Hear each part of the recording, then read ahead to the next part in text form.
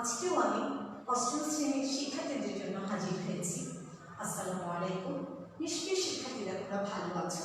এতক্ষণে তোমরা আমার সঙ্গে লাইভে যুক্ত হয়েছো। প্রিয় শিক্ষার্থীরা, গত 25/6/2020 আমি ওই অষ্টম শ্রেণীর বাংলাদেশ বিশ্ব পরিচয়ে সপ্তম অধ্যায়ের বাংলাদেশের রাষ্ট্র ও সরকার ব্যবস্থা নিয়ে, শুধু রাষ্ট্র সরকার নিয়ে কিছুটা আমি আলোচনা করেছিলাম। আমি তোমাদের বলে দিয়েছিলাম যে পরবর্তী ক্লাসে আমি সেগুলো শ্রেণীবিভাগগুলো তোমাদের আমি বুঝিয়ে দেব। সেই লক্ষ্যে আজকে আমি এখানে হাজির হয়েছি। তো চলো শিক্ষার্থীরা, আজকে তাকাই, বোর্ডে তাকাই, শুরু করা যাক। বোর্ডটা এত উঁচু যে লেখা আমার জন্য একটা কঠিন হয়ে যায়, তারপর আমি চেষ্টা করছি। আমাদের পড়াটা হলো বোর্ডে, তোমরা একটু খেয়াল করো, এত উঁচুতে কিন্তু ঠিকভাবে লেখা যায় না।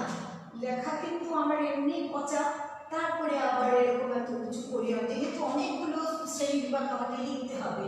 আচ্ছা, আমরা সেই সরকারের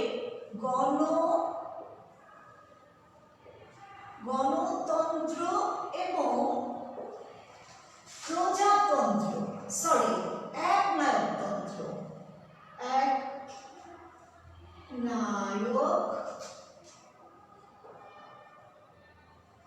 তন্ত্র, আমরা এইটুকু পর্যন্ত আমরা বিগত ক্লাসে আমি তোমাদের বুঝিয়ে দিয়েছিলাম সরকারের গণতন্ত্র আর একনায়কতন্ত্র। আজকে আমরা গণতন্ত্র এবং একনায়কতন্ত্রের শ্রেণী বিভাগগুলো তোমাদের সঙ্গে আমি আলোচনা করব। তাহলে আমি প্রথম আসি যে গণতন্ত্রকে আবার দুটো ভাগে ভাগ করা হয়েছে। রাষ্ট্রপ্রধানের ক্ষমতার উপর ভিত্তি করে গণতন্ত্রকে দুটো ভাগে ভাগ করা হয়েছে। একটা হলো নিয়মতান্ত্রিক রাজতন্ত্র বা রাজতন্ত্র, আর প্রজাতন্ত্র। তাহলে আমরা লিখি, খেয়াল করো, গণতন্ত্রকে ভাগ করা হয়েছে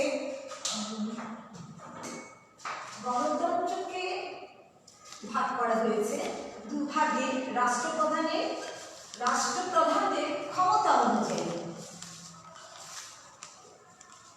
নিয়মতান্ত্রিক রাজতন্ত্র,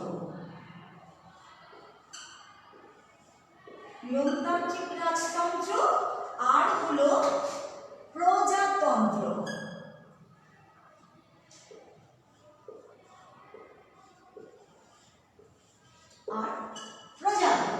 এই দুটো ভাগে ভাগ করা হয়েছে।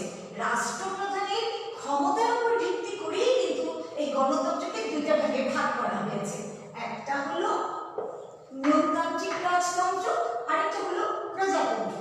আমরা আবার দেখছি এই নিয়মতান্ত্রিক রাজতন্ত্র বা রাজতন্ত্রের কিন্তু আরেকটা ভাগ আছে। এটাকে বলা হয়, একটা হলো নিয়মতান্ত্রিক রাজতন্ত্র, আরেকটা হলো নিরঙ্কুশ রাজতন্ত্র। তাহলে আমরা প্রথম জানি নিয়মতান্ত্রিক রাজতন্ত্রটা কি। সেই উত্তরাধিকার সূত্রে যে ক্ষমতা লাভ করা হয় সেটাই হলো নিয়মতান্ত্রিক রাজতন্ত্র। এটা আবার আরেকটা হচ্ছে নিরঙ্কুশ রাজতন্ত্র। তাহলে আমি এখন তোমাদের বোঝাতে চাচ্ছি নিয়মতান্ত্রিক রাজতন্ত্র এবং নিরঙ্কুশ রাজতন্ত্রের মধ্যে পার্থক্যটা কি। উত্তরাধিকার সূত্রে ক্ষমতা লাভ হলো নিয়মতান্ত্রিক রাজতন্ত্র।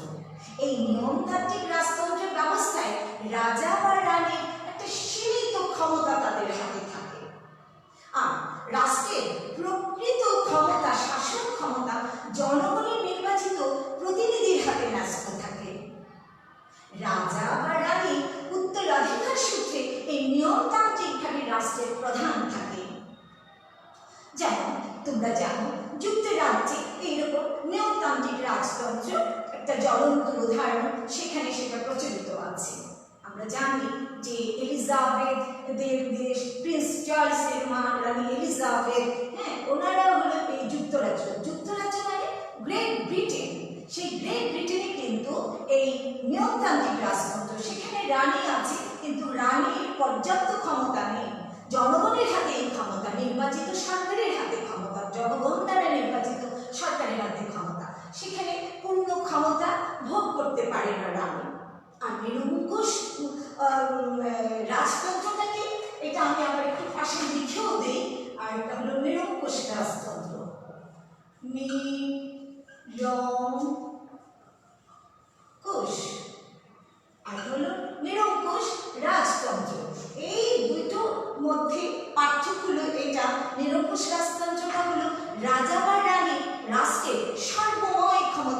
অধিকারী। এখানে রাষ্ট্রের শাসন ব্যবস্থায় জনগণের অংশগ্রহণ করার কোনো সুযোগ নেই। যেরকম উদাহরণ দিতে পারি সৌদি আরব।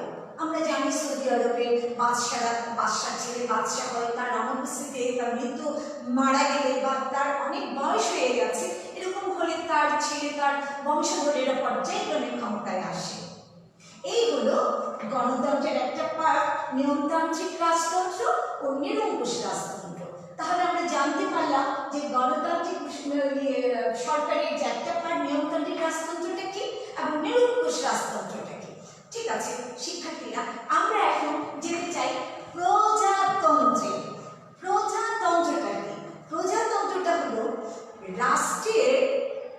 রাষ্ট্রপ্রধানের বলা ক্ষমতার উপর ভিত্তি করেই কিন্তু এই সরকারের প্রজাতন্ত্রটা হয়েছে। আর প্রজাতন্ত্রটা হলো যে আইন এবং বিচারের সম্পর্কের আলোকেই কিন্তু এই প্রজাতন্ত্রকে আবার দুটি ভাগে ভাগ করা হয়েছে।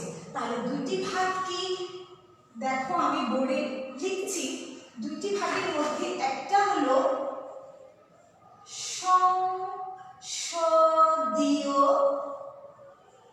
সংসদীয় সরকার ব্যবস্থা, আরেকটা হলো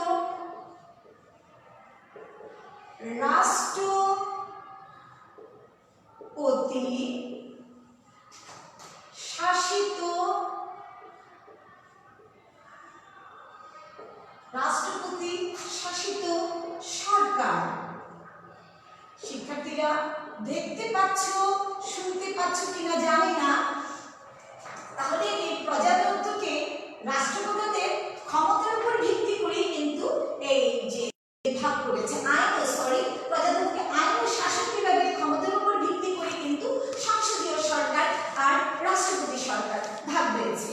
তো চলো আমরা প্রথমে যাই, আমরা রাষ্ট্রপতি সরকারটা কি তা আমরা জানতে চাই।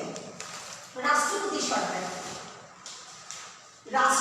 সরকার বলতে সেই শাসন ব্যবস্থাকে বোঝায় যেখানে শাসন বিভাগ আইন বিভাগের নিকট দায়ী থাকে না।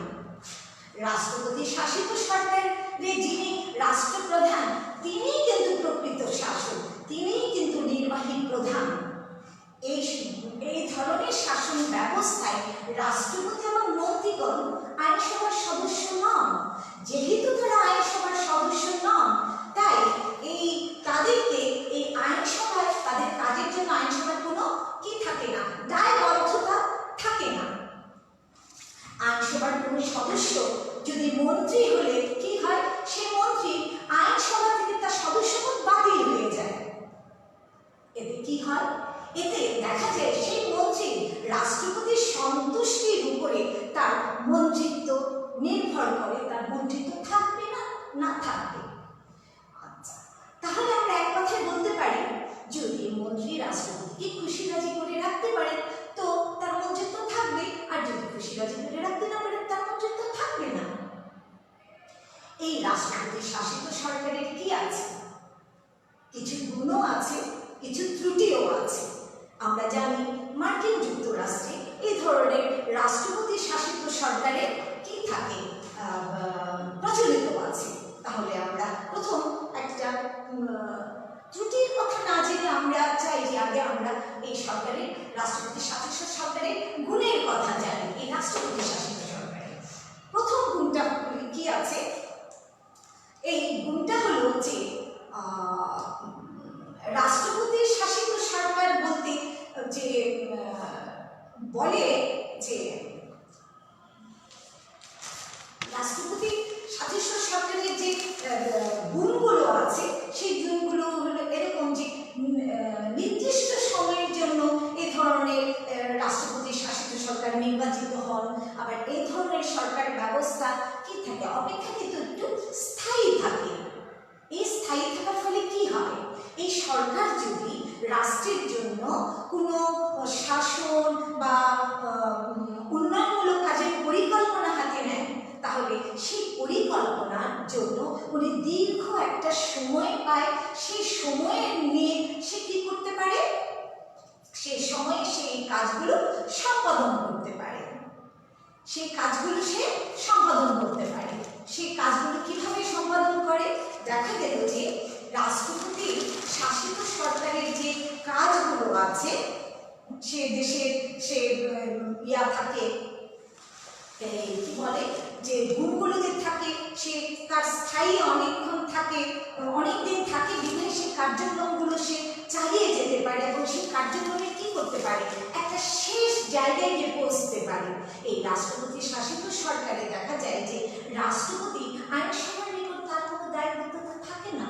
যেহেতু থাকে না, সেহেতু তার কি হয়, এই আইনসভার মধ্যে বহু দলের অস্তিত্ব থাকলেও দেখা যায় যে এই রাষ্ট্রপতির অনাস্থা লাভের কোনো ভয় থাকে না।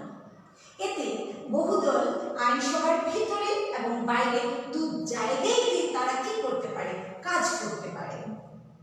এছাড়াও এই রাষ্ট্রপতি শাসিত সরকার ব্যবস্থায় দেখা গেছে যে আইন বিভাগ, শাসন বিভাগ, বিচার বিভাগ তিনটেই কিন্তু আলাদা আলাদা থাকে।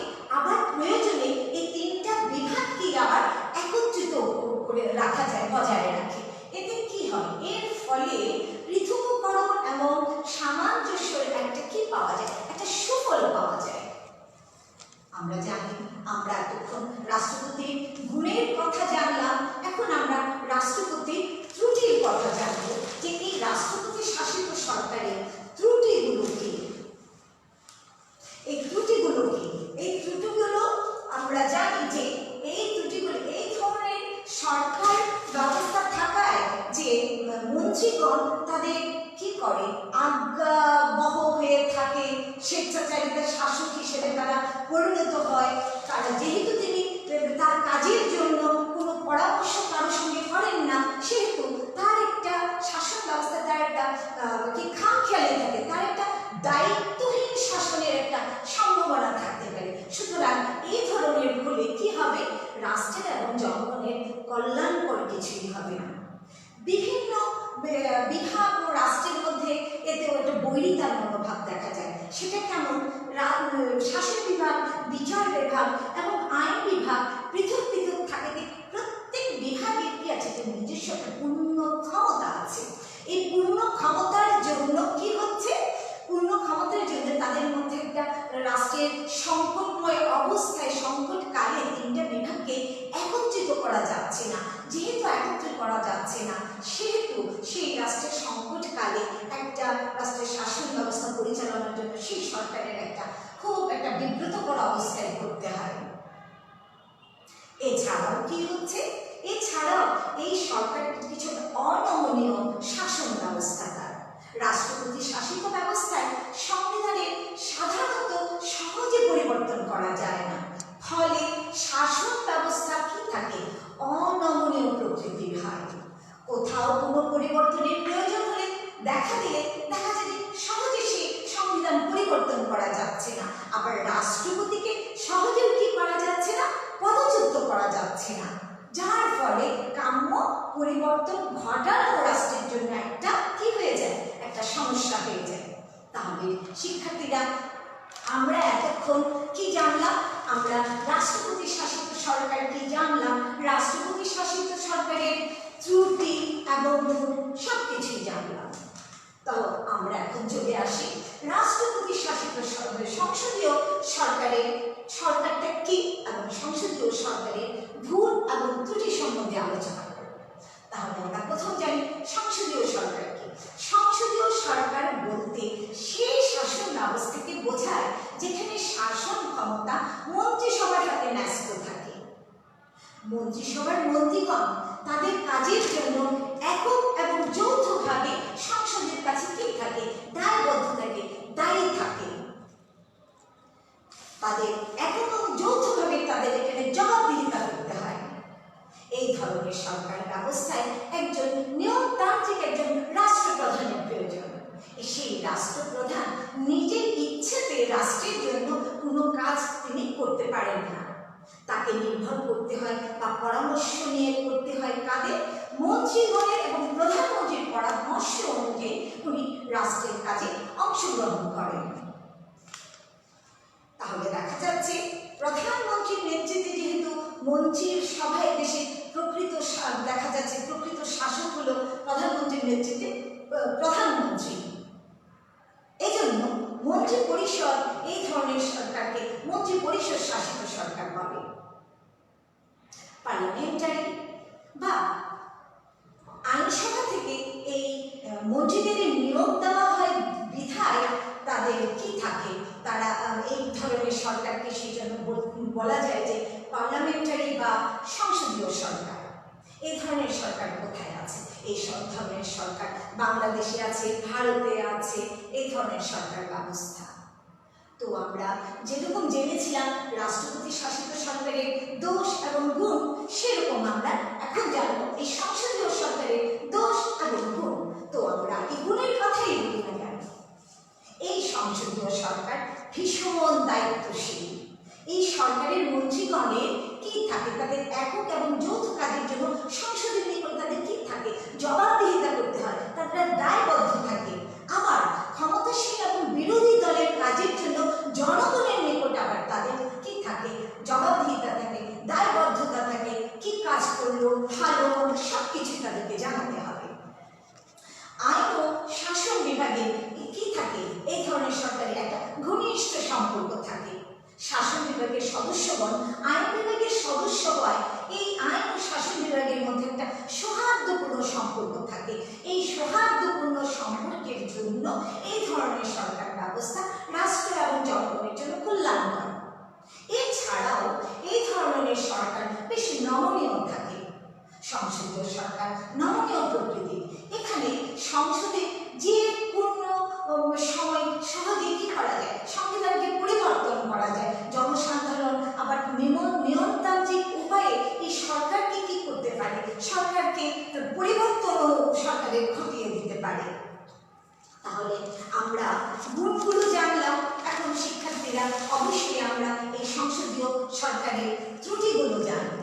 ঠিক আছে, আরেকটা গুণের কথা আমার মনে হলো, সেটা বলা অবশ্যই দরকার।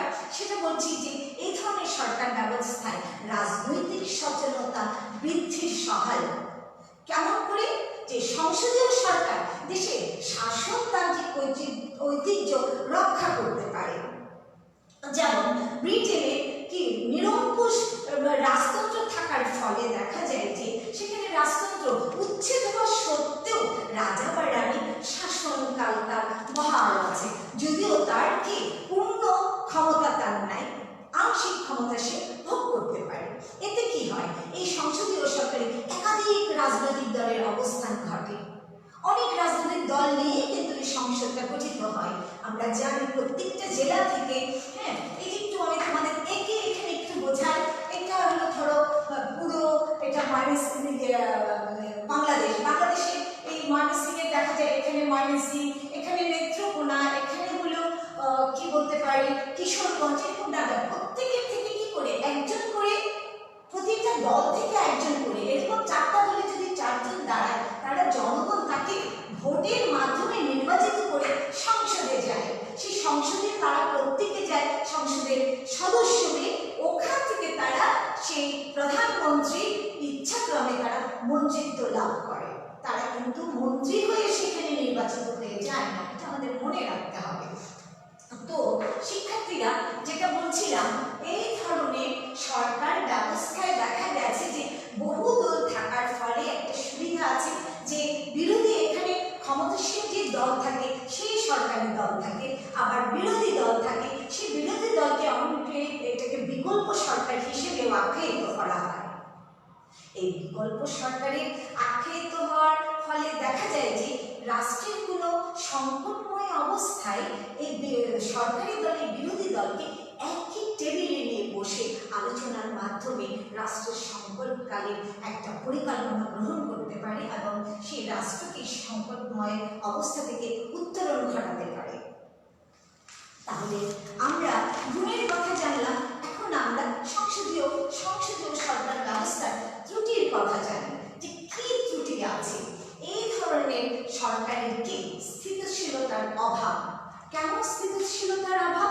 যেমন সংসদীয় সরকার স্থিতিশীল নয়, সংসদে সংখ্যাগরিষ্ঠতার হেরফের যদি ঘটে যায় তাহলে কি হতে পারে, সরকারের পতন ঘটতে পারে। যদি দেখা যায় যে তারা সংখ্যাগরিষ্ঠ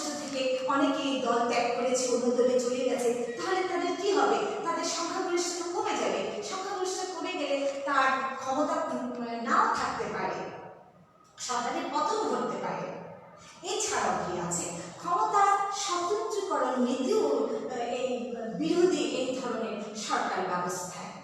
সেটা বলতে চাই, সংসদীয় সরকারের শাসন ও আইনের কি নাই, শাসন ও আইন ক্ষমতা একই ব্যক্তির কাছে থাকার ফলে কি হয়ে যায়, অনেক সময় দেখা যায় এই ধরনের সরকার অনেক সময় রাষ্ট্র পরিচালনা করতে গিয়ে তারা স্বেচ্ছাচারিতা হয়ে ওঠে, স্বেচ্ছাচারী ওঠে। এই স্বেচ্ছাচারী হয়ে যাওয়ার ফলে কি হয়, সংসদীয় সরকারকে সংখ্যাগরিষ্ঠ স্বৈরাচারী সরকার বলেই অনেকে আখ্যায়িত করে। এই ব্যবস্থায় ক্ষমতার কি থাকে, স্বতন্ত্রীকরণ করা সম্ভব হয় না। এই ধরনের সরকার অতি দলীয় মনোভাব থাকে তাদের।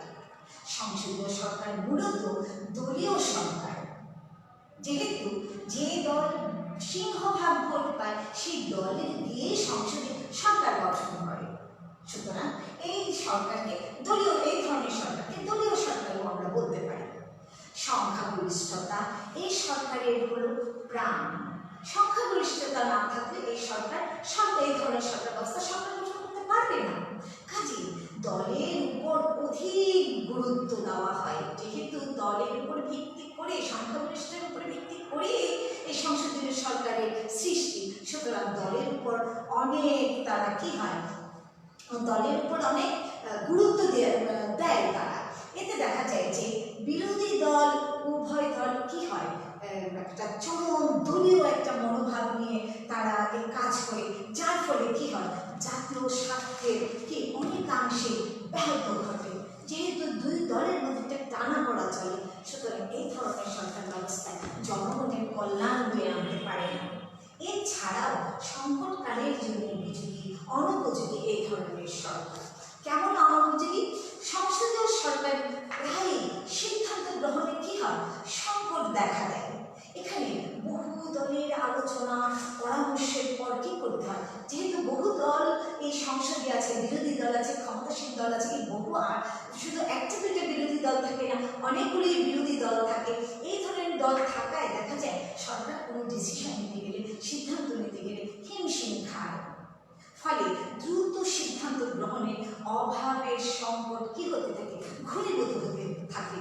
সঠিক সময়ে সঠিক সিদ্ধান্ত নেওয়া অনেক ক্ষেত্রে সরকারের সম্ভব হয় না। তাহলে শিক্ষার্থীরা আমরা এতক্ষণ জানলাম সংসদীয় সরকারের, আমরা জানলাম দোষ এবং গুণ, রাষ্ট্রপতি সরকারের দোষ ও গুণ জানলাম। এখন আমাদের জানতে হবে এই রাষ্ট্রপতি সরকারকে ক্ষমতা বন্টনের উপর ভিত্তি করে করা হয়েছে এককেন্দ্রিক সরকার এবং যুক্তরাষ্ট্রীয় সরকার। দেখো শিক্ষার্থীরা, এটা হলো যুক্তরাষ্ট্রীয় সরকার। এটা কিন্তু ক্ষমতা বন্টনের উপর, এই সংসদীয় সরকারটাকে আবার ক্ষমতা বন্টনের উপর কি করেছে, ভাগ করেছে। একটা হলো যুক্তরাষ্ট্রীয় সরকার, আরেকটা হলো এককেন্দ্রিক সরকার। শিক্ষার্থীরা, আমরা এখন জানবো যে যুক্তরাষ্ট্রীয় সরকার এবং এককেন্দ্রিক সরকারটা কি। আমরা যদি যুক্তরাষ্ট্রীয় সরকার এবং এককেন্দ্রিক সরকারটা যদি আমরা না জানি, তাহলে কি আমাদের অপূর্ণ থেকে যাবে। হ্যাঁ, এটা আসলে এই সংসদীয় সরকার, এই রাষ্ট্রপতি শাসিত সরকারকে এককেন্দ্রিক বা যুক্তরাষ্ট্রীয় সরকার নেই, শুধু সংসদীয় সরকার নিয়ে আছে এককেন্দ্রিক এবং যুক্তরাষ্ট্রীয় সরকার ব্যবস্থা। তো আমরা প্রথম জানি এককেন্দ্রিক সরকারটা কি। এককেন্দ্রিক সরকার সেটাকেই বলে। এককেন্দ্রিক সরকার হলো যে সরকার বলতে সেই শাসন ব্যবস্থাকে বোঝায় যেখানে সংবিধানের মাধ্যমে রাষ্ট্রের সমস্ত ক্ষমতা কেন্দ্রের কাছে ন্যস্ত থাকে। শাসন ব্যবস্থার সুবিধার জন্য দেশকে প্রদেশ এবং অঞ্চলে বিভক্ত করে কিছু ক্ষুদ্র একটা ক্ষমতা কেন্দ্র কোথায় দিল, প্রদেশ বা অঞ্চলে দিল। এবং প্রদেশে অঞ্চলে যে ক্ষমতাটা দিল যে সরকার, সে আসলে পূর্ণ ক্ষমতা ভোগ করে না। সে কেন্দ্রীয় সরকারের কি করে, কেন্দ্রীয় সরকারের কথা অনুযায়ী তাকে কাজ করতে হয়, এজেন্ট হিসেবে কাজ করতে হয়। কেন্দ্রীয় সরকারের এজেন্ট হিসেবে কাজ করে। সুতরাং এই ধরনের সরকার ব্যবস্থা আছে যে কারণ তার সিদ্ধান্ত নিতে কি হয়, তড়িঘড়ি করে সংকটকালে একটা সিদ্ধান্ত সে নিতে পারে। এছাড়াও প্রশাসনিক মিতব্যয়তা থাকে, যে এককেন্দ্রিক সরকারের প্রশাসনিক কাজে দেখা যায় যে কেন্দ্রীয় পর্যায়ে কর্মকর্তা যারা থাকেন তাদের দ্বারাই কিন্তু কি করা যায়, যে কোনো কাজে সিদ্ধান্ত গ্রহণ করা যায়, বাস্তবায়ন করা যায়, বিভিন্ন স্তরে বাস্তবায়ন করা যায়। স্তরে স্তরে ঊর্ধ্বতন কর্মকর্তা যদি থাকে তাহলে অনেক ব্যয়বহুল হয়, সেই কর্মকর্তাদের একটা স্টাফ থাকে, কর্মকর্তাদের বেতন থাকে, অফিস থাকে, নানা রকম খরচ থাকে। সেই খরচ থেকে এককেন্দ্রিক সরকার কি হতে পারে, একটা বেঁচে যেতে পারে। এছাড়া দক্ষ প্রশাসন, দ্রুত সিদ্ধান্ত গ্রহণে সুবিধা হয়। এই ধরনের সরকারের সিভিক দেখা যায় দক্ষ প্রশাসন কিন্তু ক্ষমতা পরিচালনা করে এবং প্রয়োজনে কি করতে পারে, প্রয়োজনে তারা রাষ্ট্রের জন্য দ্রুত সিদ্ধান্ত গ্রহণ করতে পারে, যে রাষ্ট্রের সংকটকালে। এই এককেন্দ্রিক সরকারে দেখা যায় এই আঞ্চলিক সরকারগুলো দেখা যায় যে সিদ্ধান্ত গ্রহণে কোনো জটিলতা সৃষ্টি করতে পারে না, কারণ তারা কেন্দ্রের এজেন্ট হিসেবেই তো প্রদেশ অঞ্চলের সরকার কেন্দ্রের এজেন্ট হিসেবে কাজ করে। এছাড়াও এই এককেন্দ্রিক সরকারের ব্যবস্থায় প্রদেশ বা অঞ্চল থাকলেও তাদের স্বায়ত্ত শাসন থাকে না। ফলে কি হয়, ফলে জাতীয় ও সংহতি ও আস্থার ক্ষেত্রে কি হয়ে যায়, আস্থা থাকে না, না থাকার ফলে স্বায়ত্ত শাসন অনেক ক্ষেত্রে বিচ্ছিন্ন হওয়ার কি থাকে, একটা মনোভাব থাকে এই ধরনের এককেন্দ্রিক সরকার ব্যবস্থায়। তো এককেন্দ্রিক সরকার ব্যবস্থায় আমরা এখনো গুণের কথা জেনেছি, এখন এই এককেন্দ্রিক সরকার ব্যবস্থার ত্রুটির কথা আমরা জানি। সেই ত্রুটিগুলো কি হলো, সেই ত্রুটিগুলো হলো যে এই ধরনের সংবিধান, এই ধরনের সরকার ব্যবস্থায় সংবিধান কি সকল ক্ষমতা সাংবিধানিকভাবে কেন্দ্রের হাতে কি থাকে, নিয়োজিত থাকে। হ্যাঁ, যার ফলে কি হয়, ক্ষমতা কেন্দ্রের হাতে থাকে বিধায় এককেন্দ্রিক সরকার কেন্দ্রীয়, একটু দাঁড়াও আমি একটু ক্যামেরাকে সরিয়ে আমি একটু পানি খেয়ে নেই।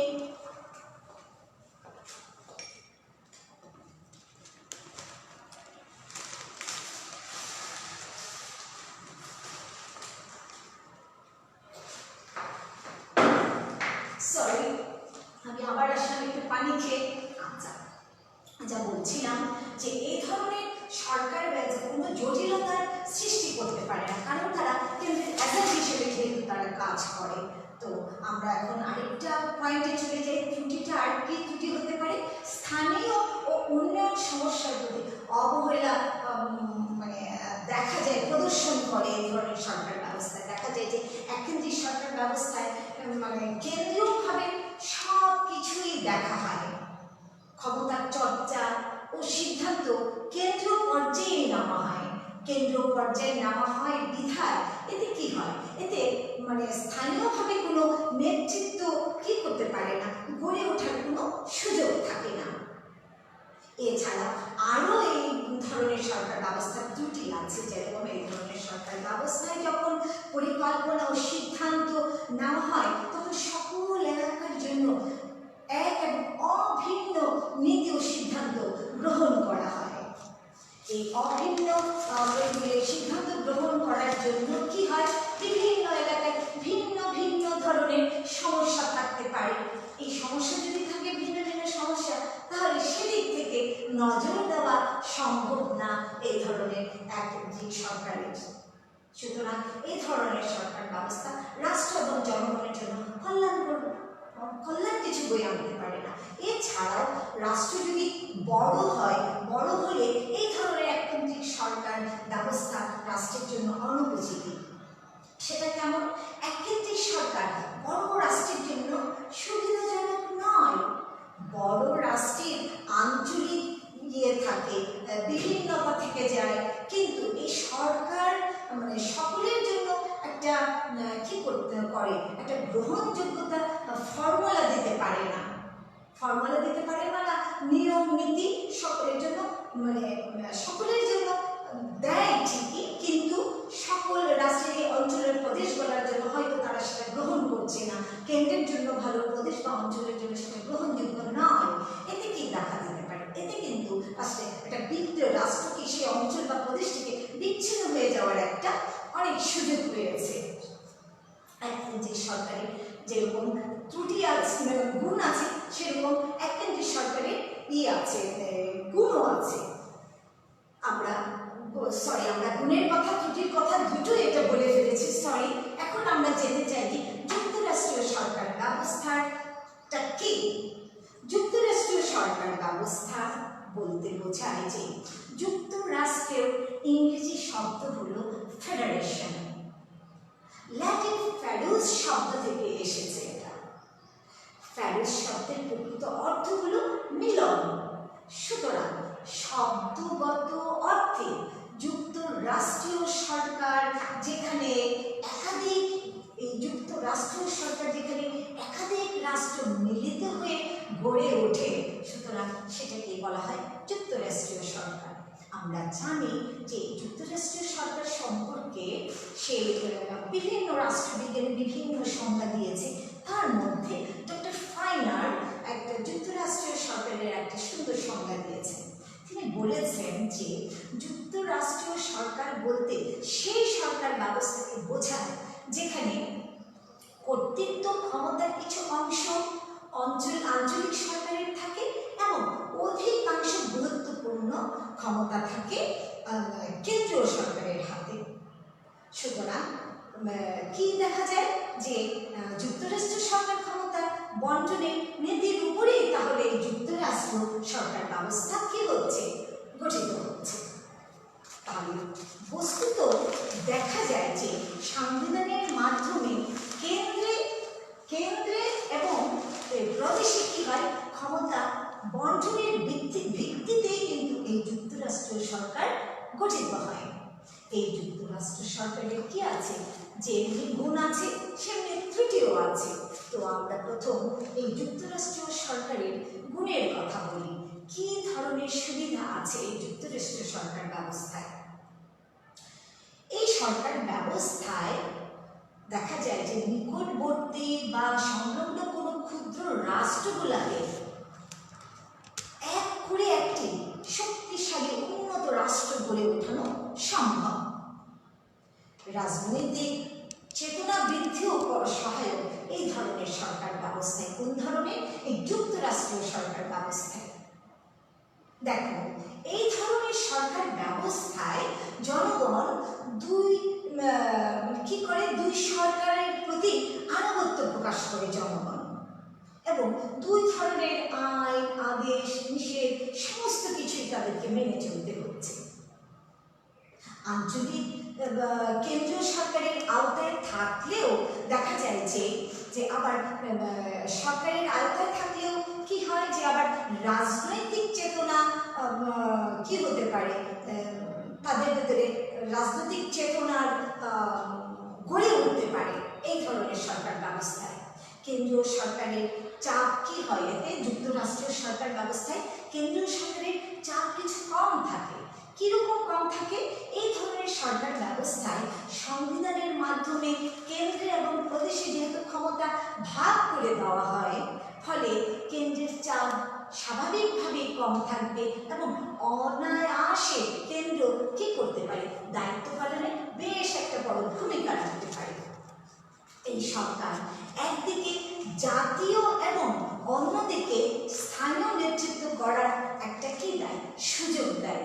তাহলে দেখা যায় যে এই ধরনের সরকার ব্যবস্থায় স্থানীয় জাতীয় নেতৃত্বের যোগ্যতা অর্জনের সুযোগ আছে। সুতরাং এই ধরনের সরকার ব্যবস্থা রাষ্ট্রের এবং জনগণের জন্য অবশ্যই কে কল্যাণকর। তাহলে আমরা এতক্ষণ আমরা জানলাম যে রাষ্ট্রের গুণ জানলাম, এখন আমরা ত্রুটিগুলো জানি যে এই ধরনের সরকারের ত্রুটিগুলো কি। এই ধরনের সরকার মধ্যে বেশ জটিল পদ্ধতি সরকার ব্যবস্থা। কেন জটিল পদ্ধতি সরকার ব্যবস্থা?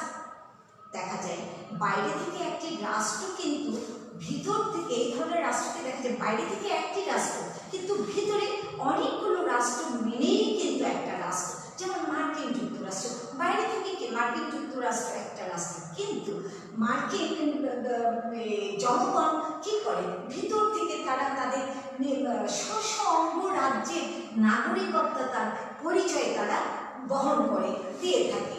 এই ধরনের সরকার ব্যবস্থায় আইন প্রণয়ন ও প্রয়োগের ফলে অনেক জটিল ও জটিলতা আছে এই ধরনের সরকার ব্যবস্থা। কোন ধরনের? যুক্তরাষ্ট্রীয় সরকার ব্যবস্থা। এই ধরনের সরকার ব্যবস্থা কিছু দুর্বল হয়ে থাকে। এই ধরনের সরকার ব্যবস্থায় দেখা যায় যে ক্ষমতা বন্টনের ফলে জাতীয় এবং আঞ্চলিক সরকার উভয়ে দুর্বল হয়ে থাকে। ফলে দেশে কি হয়? সংকটকালে জরুরি অবস্থা বলিষ্ঠ কোনো সিদ্ধান্ত সরকার নিতে পারে না এবং রাষ্ট্রের সংকট অবস্থা যা আঞ্চলিক সরকারের মতামতের প্রয়োজন দেখা দেয়, তবে দেখা যায় যে সেই সিদ্ধান্ত নিতে অনেক সময় লেগে যায়। আর এতক্ষণে রাষ্ট্রের কি হয়ে যায়? রাষ্ট্রের সংকটময় অবস্থা কি প্রবলভাবে কি হতে পারে, ছড়িয়ে যেতে পারে। এছাড়াও এই ধরনের সরকার ব্যবস্থার ত্রুটি আছে। কেমন ত্রুটি আছে? যুক্তরাষ্ট্রীয় সরকারের বন্টনের, এই ধরনের সরকারের ক্ষমতা বন্টনের ফলে, প্রয়োগের ফলে কি হয়? সম্পর্ক সেই এর সঙ্গে, কেন্দ্রের সঙ্গে এবং প্রদেশের সঙ্গে মধ্যে কি হয়? একটা পরস্পর বিরোধিতা দেখা দেয়, যার ফলে শাসনতান্ত্রিক অচল অবস্থারও সৃষ্টি হতে পারে। তাছাড়া কোনো নতুন যদি সমস্যা দেখা দেয় কোনো সরকারের, কি হয়?